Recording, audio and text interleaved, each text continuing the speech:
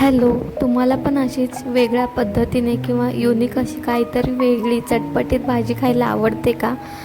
तर मग हा व्हिडिओ तुमच्यासाठी. इकडे मी 4 ते 5 शेवग्याच्या शेंगा घेतल्या होत्या आणि छोटे छोटे आकाराचे तुकडे बनवून घेतलेले आहेत.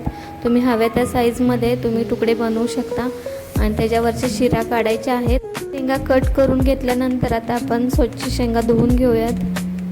स्वच्छ शेंगा धुवून घ्यायच्या आहेत. रेसिपी खूप सोपी आहे. मी कांदा पण टाकलेला नाही आणि टोमॅटो पण वापरलेला नाही ह्या भाजीला. त्या भाजीला मी फक्त खोबरं वापरणार आहे. आणि आता आपण शेंगा फोडणी घालणार आहोत. त्यासाठी मी इकडे कुकर गरम करायला ठेवला आहे. कुकर गरम झाल्यानंतर 2 चमचे तूप घालायचं आहे आणि 2 चमचे तूप घातल्यानंतर एक अर्धा चमचा हळद घालायची आहे. आणि हळद घातल्यानंतर आता आपण ते शेंगा कट केलेल्या होत्या त्या शेंगा घालायच्या आहेत आणि चांगलं असं हलवून घ्यायचं आहे.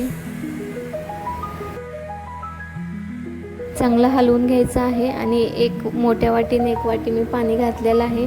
पाणी जास्त घालायचं नाही आहे. आणि त्यानंतर एक अर्धा चमचा मी इकडे जिरे घातले होते आणि अर्धा चमचा मीठ घालायचं आहे.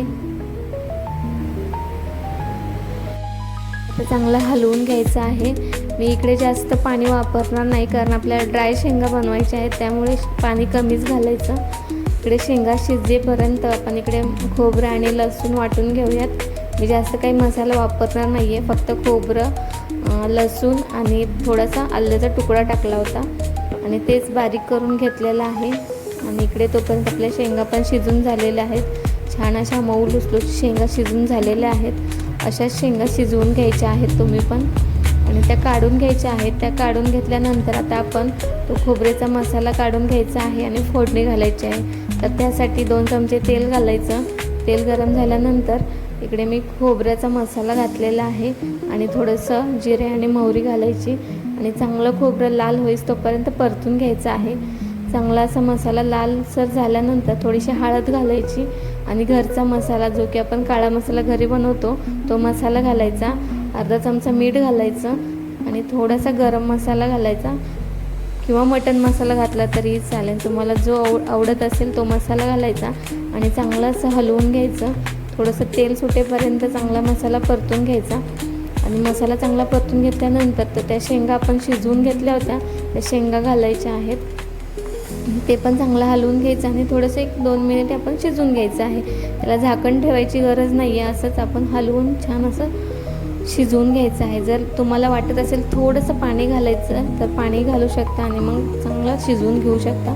तर इकडे मी छान असे शिजवून घेतलेले आहेत शेंगा.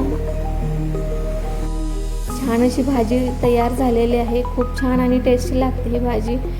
तर कधीतरी अशी पण भाजी बनवून बघा, खूप छान लागते. जास्त काही वापरायचं नाही, फक्त खोबरं वापरायचं आणि लसूण वापरायचं, बाकी काहीही घालायची गरज नाही आहे.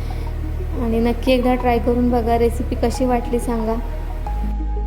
आणि ही भाजी तुम्ही भाकरीसोबत खाऊ शकता किंवा भातासोबत पण खाऊ शकता. खूप छान लागते आणि नक्की एकदा ट्राय करून बघा. रेसिपी कशी वाटली सांगा. आवडली असेल तर लाईक करा. आज नवनवीन हेल्दी आणि टेस्टी रेसिपीज बघण्यासाठी माझ्या चॅनलला सबस्क्राईब करा. चला तर भेटूया नेक्स्ट व्हिडिओमध्ये नेक्स्ट रेसिपी घेऊन. तोपर्यंत बाय बाय. व्हिडिओ पूर्ण बघितल्याबद्दल धन्यवाद.